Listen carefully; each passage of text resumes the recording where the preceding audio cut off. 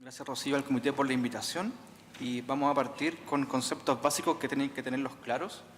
Por ejemplo, PBE, ¿qué significa? Corresponde a un recuento de polimorfos mayor a 250 en líquido acítico. Esto independiente del resultado del cultivo. Bacteriocitis, cuando tenemos un cultivo positivo, pero tenemos un recuento de polimorfo menor a 250.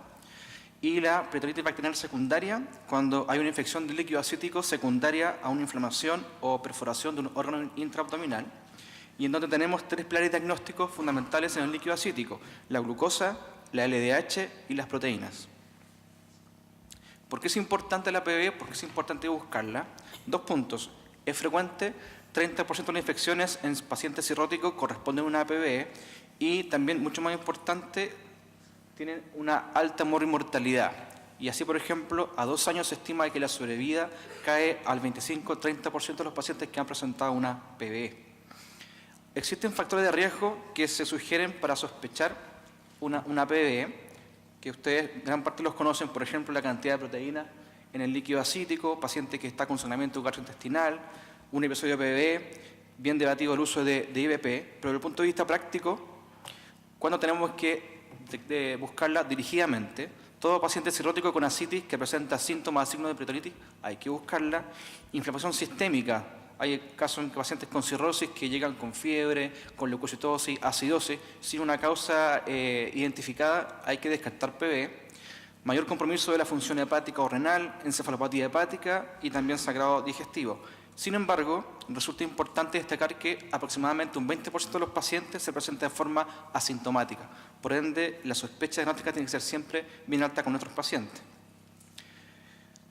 Diagnóstico es igual a paracentesis, como aquí sale este gráfico, y cuando tenemos una situación de mayor a 250 polimorfos nucleares, estamos hasta el setting de PBE. Y este gráfico lo coloco porque es interesante, porque ustedes se pueden encontrar con la división en cuanto al cultivo. Aquí divide en cuanto a cultivo positivo, que sería una PBE, y cultivo negativo a este otro lado, que sería de forma técnica una citis neutrocítica.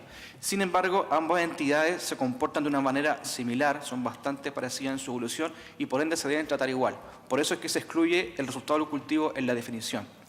Y por este otro lado, tenemos aquellos pacientes con menos de 250 polimorfos nucleares en el líquido acítico y con cultivo positivo, que corresponde a la bacteriocitis, y de forma paralelamente y bastante distinta, tienen una evolución bastante positiva, por así decirlo, y aproximadamente el 60% de los pacientes se recupera de forma espontánea. Por ende, netamente hay que seguirlo y sí contemplar una segunda paracentesis.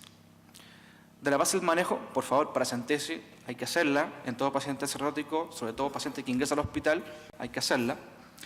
La base es terapia antibiótica, y generalmente primera línea la cefalosporina de tercera generación, por un mínimo de 5 días en los casos no complejos.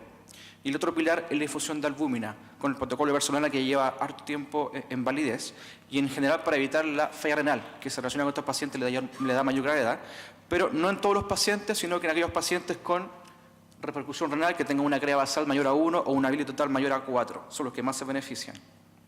Repetir paracentesis cuando, no en todos los casos tampoco, pero en casos atípicos o graves conviene tener una paracentesis a las 48 horas para objetivar la respuesta, o en aquellos pacientes que presentan clínica persistente a pesar del tratamiento empírico iniciado. ¿Y qué debo buscar? La respuesta se define en cuanto al recuento de polimorfos que hayan bajado un 25%, y también podríamos repetir los criterios de peritonitis bacteriana secundaria si es que ya están más definidos en el paciente. Y por último, el setting de profilaxis, que es muy importante también. Hay 2 grupos de pacientes que está ampliamente definido y aceptado, que son aquellos pacientes que están cursando con una hemorragia digestiva. Un minuto. Hay que hacer la profilaxis. Y en aquellos pacientes que ya han tenido un episodio de PBE, como profilaxis secundaria, también hay que hacerla. Y un grupo que se puede también beneficiar de la profilaxis son aquellos pacientes con cirrosis y ascitis, con un nivel de proteína en líquido acítico menor a 1.5 gramos por decilitro y que tengan algún grado de compromiso tanto renal como hepático, catalogado desde el punto de vista del laboratorio. Y sobre todo en aquellos pacientes que están en listado para trasplante. Esos pacientes son los que más se benefician. Creo que esa es la última. Gracias. Agradecemos al doctor Aranea por su presentación.